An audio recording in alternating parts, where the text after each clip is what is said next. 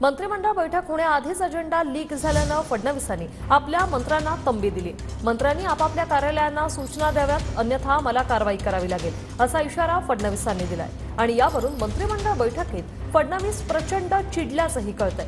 कॅबिनेटचा agenda बाहेर जातोच कसा असा सवाल फडणवीसांनी सहकारी मंत्र्यांना केलाय। त्यामुळे फडणवीसांचा रोख नेमका कुणाकडे अशी चर्चा सुरू आहे। डान्स बारच्या नव्या कायद्याची चर्चा बैठकीआधी बाहेर आली। राज्य मंत्रिमंडळाच्या कालच्या बैठकीत महायुती सरकार डान्स बार संदर्भात महत्त्वाचा निर्णय घेणार होतं। याबाबत नवीन कायदा येत्या अधिवेशनात मांडण्यात येणार होता। डिस्को आणि ऑर्केस्ट्राच्या परवानगी संदर्भात काही बदल करण्यात येणार होते। मंत्रिमंडळ बैठकीतले संभाव्य निर्णयाचे तपशील आधीच बाहेर आले। त्यामुळे कॅबिनेटमध्ये फडणवीस आपल्या सहकारी मंत्र्यांवर संतापल्याची माहिती आहे। बैठकीआधीच तपशील बाहेर कसे जातात असा सवाल फडणवीसांनी केला। सूत्रांची माहिती, शेवटी कॅबिनेटमध्ये डान्स बार संदर्भात कोणताच निर्णय घेण्यात आला नाही। विनायक दावरुंग आमचे प्रतिनिधी आपल्यासोबत थेट जोडलेत। विनायक, काय माहिती? रुशाली बरोबर आहे। आपण जर पाहिलं तर काल मंत्रिमंडळाची बैठक जी आहे ती झाली, त्याआधी आदल्या दिवशी मंत्र्यांना सर्व कॅबिनेटचा अजेंडा जो आहे तो देण्यात आलेला होता। परंतु आपण जर पाहिलं तर हा कॅबिनेटचा अजेंडा जो आहे तो बाहेर आला। माध्यमांमध्ये बातम्या ज्या आहेत ते समोर आल्या, आपल्याला पाहायला मिळाल्या।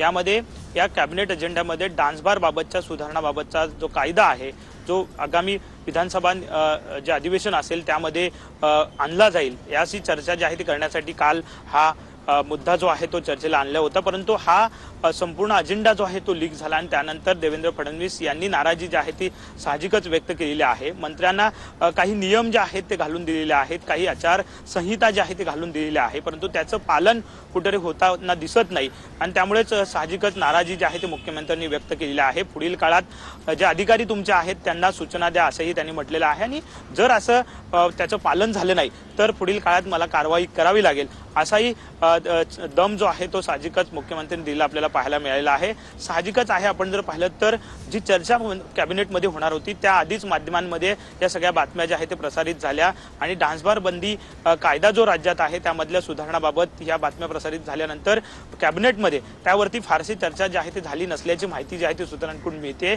परंतु थेट मुख्यमंत्र्यांनी मात्र अशा पद्धतीने जो कारभार सुरू आहे त्यावरती ताशेरे जे आहे ते उडलेले आपल्याला पाहायला मिळत आहेत। कारण आपण जर पाहिलं तर 2014चा जो काळ मुख्यमंत्री म्हणून देवेंद्र फडणवीस यांचा राहिलेला आहे, अगदी शिस्तबद्ध काळ जो आहे तो राहिलेला पाहायला मिळतोय। नियमांचं पालन करूनच मंत्र्यांनी सगळ्या कामकाज जो आहे ते करायचा असं त्यांनी मागच्या काळात सुद्धा काम केलं आपल्याला पाहायला मिळालं। त्यामुळे आता नवीन सरकारमध्ये सुद्धा तसंच काम करणं गरजेचं आहे। अजेंडा लीक होणं ही गंभीर बाब आहे असं मुख्यमंत्र्यांनी म्हटलेलं आहे आणि साहजिकच आपण जेव्हा शपथ घेतो तेव्हा जी गोपनीयतेची शपथ घेतो त्याचा भंग आपण करतोय। कुठेतरी याची आठवण जी आहे ती मुख्यमंत्र्यांनी सगळ्या मंत्र्यांना करून दिली आपल्याला पाहायला मिळाले। येत्या काळात ही सगळी माहिती जी आहे ती कशा पद्धतीने शोधली जाते काही बघावं लागेल। परंतु मुख्यमंत्र्यांनी मात्र आता सगळ्याच मंत्र्यांना जे आहे ते कुठेतरी आदेश दिलेले आहेत की अशा पद्धतीने पुढील काळात जो अजेंडा आहे मंत्रिमंडळाचा तो लीक झाला नाही पाहिजे अशा सूचना दिलेल्या आपल्याला पाहायला मिळत आहेत।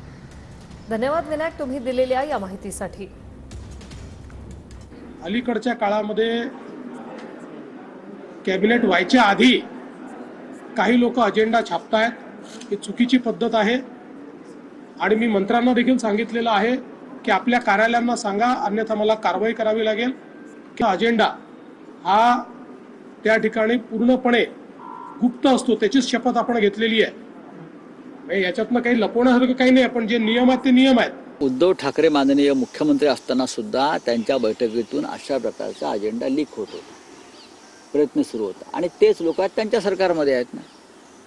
फितूर इथे होते तेच फितूर तिथे आहेत तुमच्या मंत्रिमंडळात आणि फितूर त्यांचं काम योग्य प्रकारे करतायत।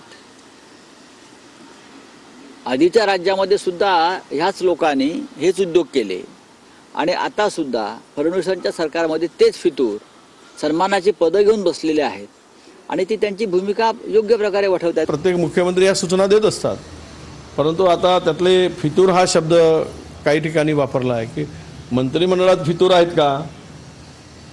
फितूर म्हणजे कोण?